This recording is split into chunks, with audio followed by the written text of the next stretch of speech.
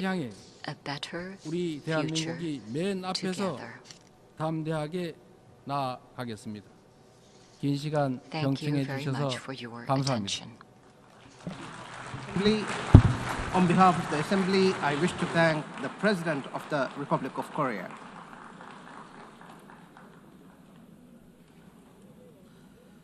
The Assembly will hear an address by His Highness Sheikh Tamim bin Hamad Thani, Amir of the State of Qatar. I request protocol to escort His Highness and invite him to address the Assembly.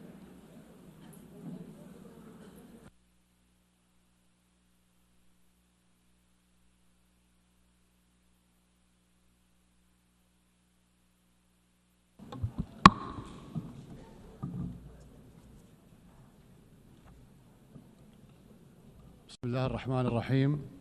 سعادة رئيس الجمعية العامة، سعادة الأمين العام، الحضور الكرام، السلام عليكم ورحمة الله وبركاته.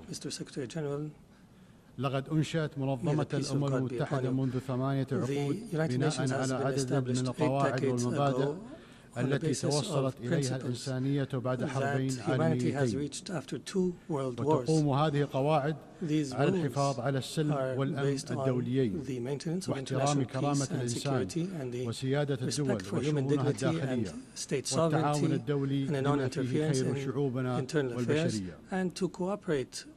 إن تراجع منطق النظام الدولي هذا أمام منطق القوة، يعني السماح بتسييد حكم الغاب، حيث تغدو مفاهيم القانون والعدالة نافذة خارج السياق، وحيث يحظر المتجاوز على الآخرين بامتيازات لمجرد أن بوسعه فعل ذلك. هذه هي الواقعية السياسية الجديدة التي اختزل تعريفها ليصبح مقتصرا على مسايرة القدرة على فرض الأمر الواقع.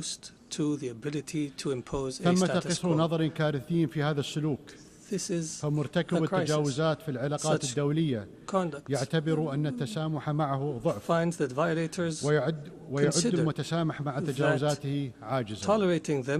إن الموضوع الذي ينبغي أن يتصدر النقاش في المؤسسات الدولية حاليا هو كيفية استعادة نظام الأمن الجماعي قوته وفقا لميثاق الأمم المتحدة، وعودة الفاعلية للشرعية الدولية. الحضور الكرام، كما تعلمون تعرضت الدوحة يوم 9 سبتمبر إلى اعتداء غادر استهدف خلاله اجتماعا للوفد المفاوض لحركة حماس في مسكن أحد أعضائه بحي سكني يضم مدارس وبعثات دبلوماسية. وقد سقط جراء هذا العدوان 6 شهداء، من ضمنهم مواطن قطري يخدم في قوة الأمن الداخلي وأصيب 18 بجراح. people have been injured. كان هذا العدوان انتهاكا خطيرا لسيادة دولة، aggression was a violation against our sovereignty and a blatant violation that is unjustified of international law.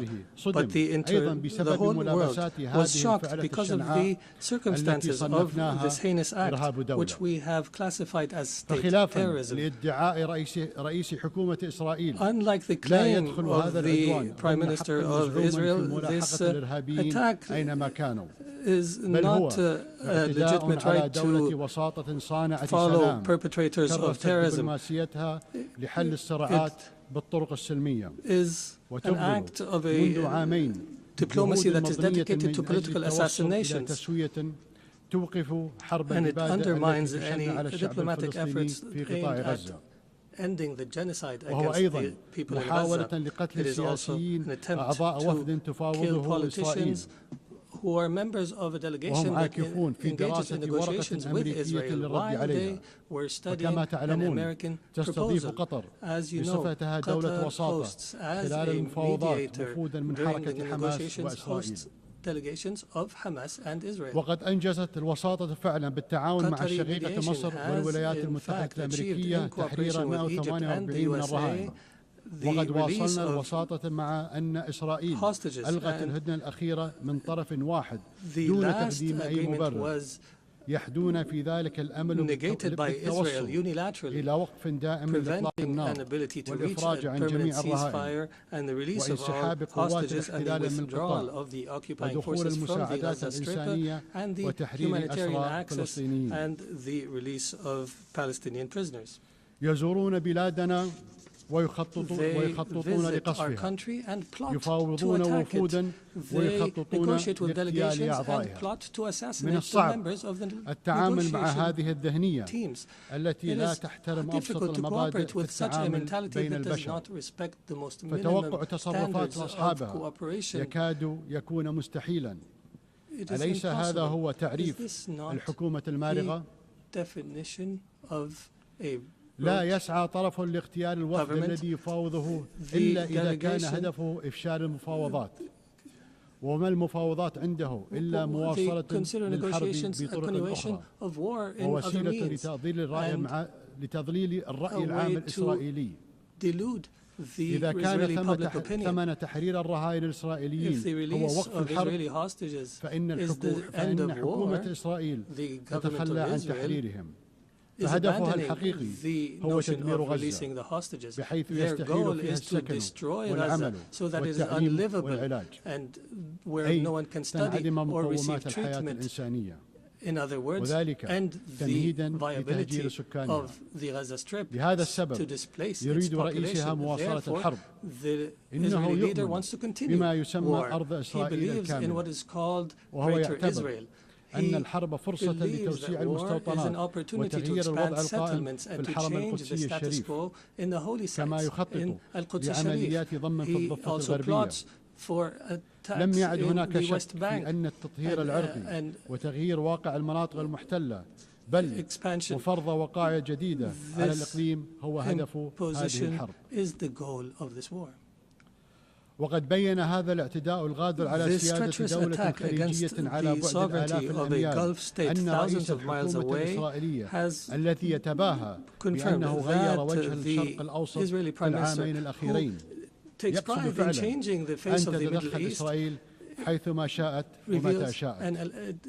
إنه يحلم أن تصبح المنطقة العربية منطقة إسرائيلية.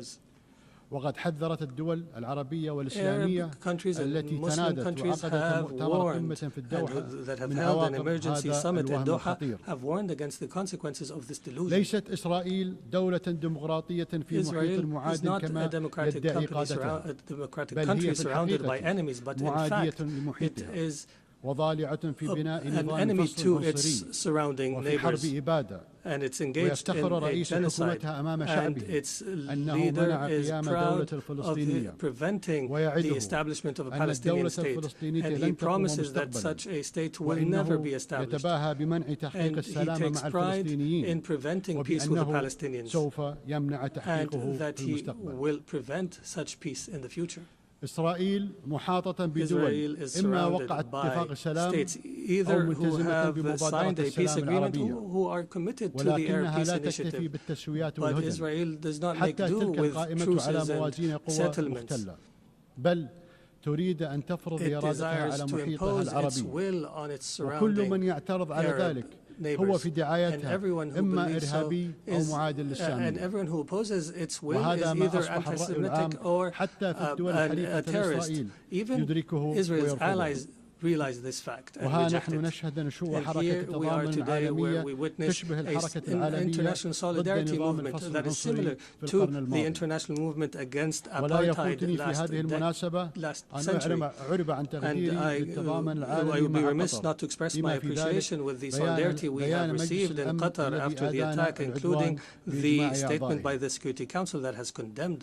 الحضور الكرام، لقد اختارت دولة قطر أن تظل كعهدها وفية لنهجها في صف القيم والمبادئ التي يفترض أن المجتمع الدولي يقوم عليها، والإيمان بإمكانية التوفيق بينها وبين المصالح حين تكون السياسة عقلانية وواقعية، وعدم الخشية في رفع صوت الحق حين يخيم الصمت، والتمسك بالدبلوماسية حيث يستسهل الخصوم استخدام السلاح.